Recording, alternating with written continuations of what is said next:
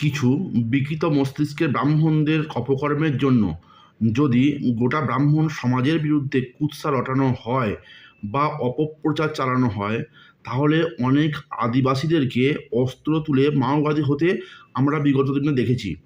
সেক্ষেত্রে কি গোটা আদিবাসী সমাজকে আমরা মাওবাদী বলে গণ্য করব? বীরপ্পনের মতো অনেক আদিবাসী হাতি শিকার করেছে, হাতির দাঁত বিক্রি করেছে, হরিণ শিকার করেছে এবং বনের বহু গাছকে কেটে কেটে বিক্রি করে, ফরেস্টের নামি দামি গাছকে কেটে কেটে বিক্রি করে তাদের জীবিকা নির্বাহ করেছে এবং কুকর্ম করে গেছে। তা বলে কি আমরা গোটা আদিবাসী সম্প্রদায় যারা নিজেদের মূল নিবাসী বলেন তাদের সবাইকে ক্রিমিনাল বলবো?